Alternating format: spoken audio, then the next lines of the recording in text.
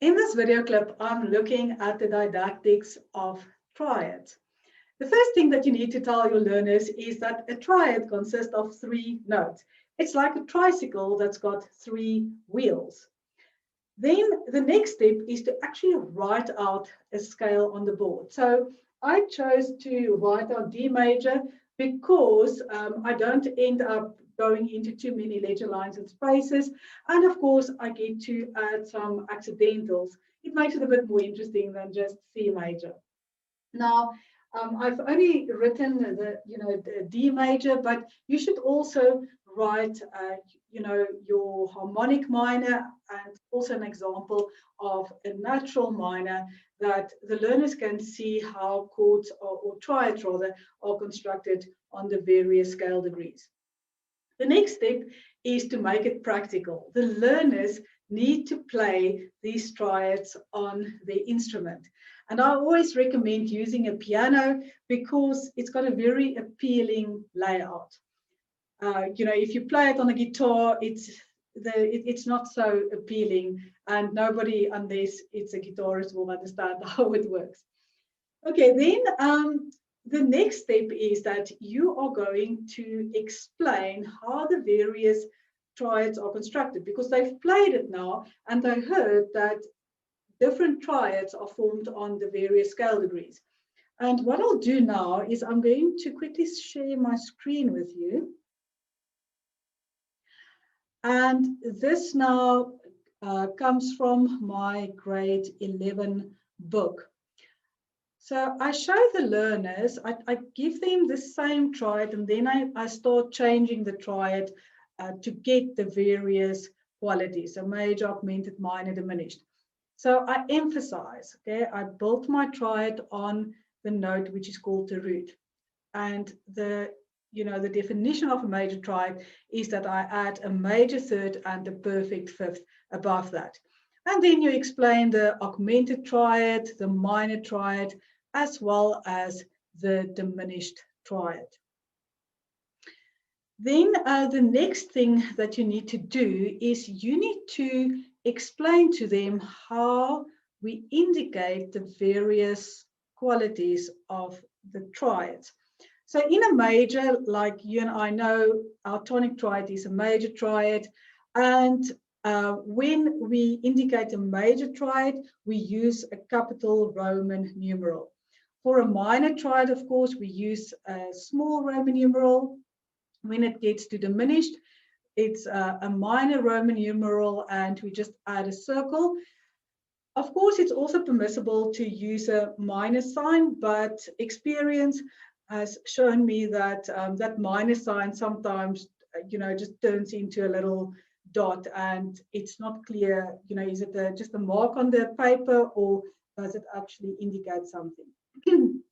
Okay, then of course your augmented triad is the major figuring, and then you just add a plus sign to it. Then just something that you also need to make your learners aware of is the fact that when you write Roman numerals and it's a major triad or it's augmented, you have 2 parallel horizontal lines that run through. So if you look here, say for example, at my 4, you can see that the lines run through, because some learners tend to write it like this, and that's not how we indicate it. A good idea also is to explain to the learners how the Roman numerals work. So I'm not going to do it now, but often it's just something that they memorize because they looked at a watch. But it helps if they actually understand, what does it actually mean. Okay, now I'm going to also just quickly share my screen again, and then we're going to look at how it's indicated, how our figuring is indicated in musical styles like jazz, popular music, contemporary music. So, of course, we use chord symbols, and a major chord symbol, you're going to tell them, so it always refers to the root. So if the triad is built on C, and it's a major triad, we indicate it by using a capital C. Minor, capital C with a M, standing for minor. Augmented can be indicated like that. So aug, or with a plus, or when it gets to diminished, it's either dim or it's that little circle that you superscribe. Okay, then just also one thing that I forgot to mention, when it gets to the figuring in classical music, you are always going to indicate the key in front. Okay, so here you can see I indicated D, it's D major, so it's a capital D with a colon. And if you have multiple staves, you only indicate the key right at the beginning unless there's a modulation and you need to indicate the new key. And of course, your figuring you indicate at the bottom. Okay, so that's quite a significant difference between your classical figuring and then using chord symbols for jazz, etc., that you use at the top or above the staff rather. Now, the next thing that I'm going to look at is inversion. So when it gets to inversion, very important that you emphasize that you still work with the same chord notes, okay? As long as you have, if we think of the example I just showed you on the board, in D major, the tonic triad is D, F sharp, A. As long as we have those notes, it doesn't matter in what order they are, it will still be the tonic triad of D major. It will still be called D when you look at your chord symbols. Very important that you make your learners aware of this. And then when it gets to the figuring, so you're going to tell them root position is when the root is the lowest note. Okay. Also, there's a difference between root and bass note. So the root can be the lowest note, in other words, the bass note, or it can also be any other note of the triad that's in the bass, and then that's going to become the bass note.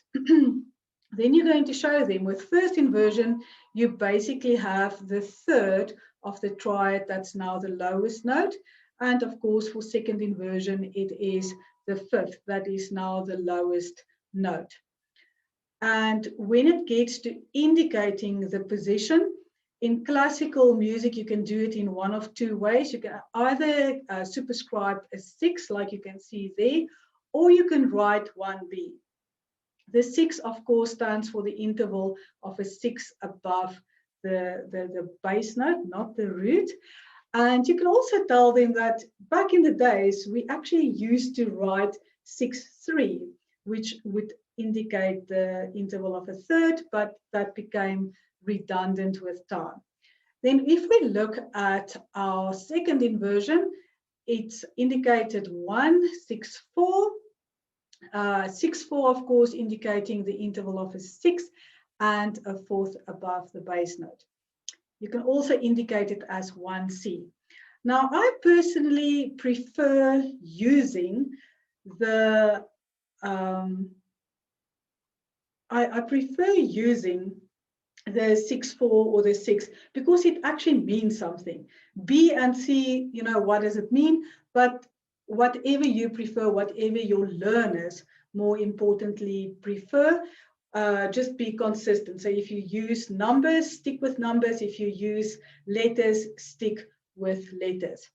Then I'm just going to show you, because I know some teachers also struggle with this, is when it gets to indicating inversion with chord symbols, what you do is you're going to write your main chord symbol, and then you're going to have your / indicating the bass note. So first inversion is going to be, so if you have C, E, G, first inversion is going to be, you're going to have the E in the bass, and therefore you indicate that. So it's a C chord with an E bass. It's not C or E. And that, of course, applies to all your various triads.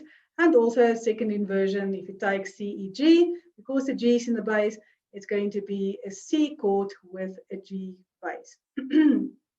Okay, and then I would just like to share a couple of final things with you when it gets to writing triads. Now, tell your learners, no matter what the chord position is, you're always going to start by writing the root.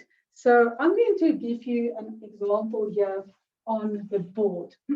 So let's take, for example, in D major, and I'm going to write chord 1 in second inversion, okay? And tell your learners a good way to not make mistakes and just check yourself and just make it easier is to write out the triad like this. So it's going to be D, F sharp, A. So they know those are the notes of the triad. Now it's second inversion, so it means that A is going to be in the bass. So now when they write it, they're still going to start by writing the root. Okay, so they're going to start by writing D, F sharp, A.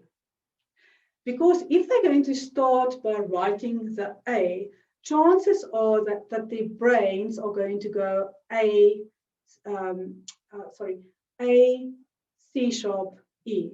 Okay, so in other words, they change the triad altogether. Okay, so they always start by writing the root.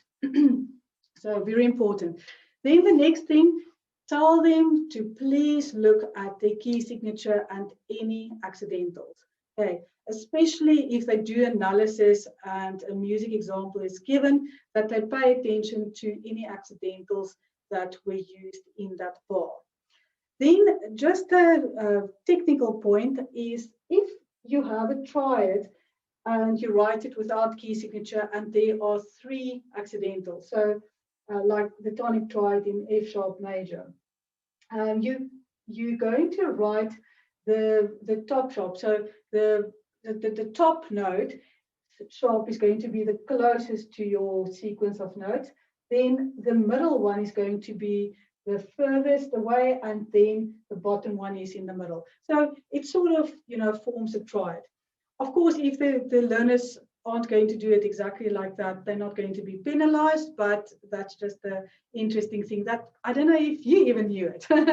Okay, but maybe you did. And then if they understand triads well, they understand inversions, then of course you can say, hey, we can also have the same triad which occurs in different keys. And so say, for example, we look at this triad.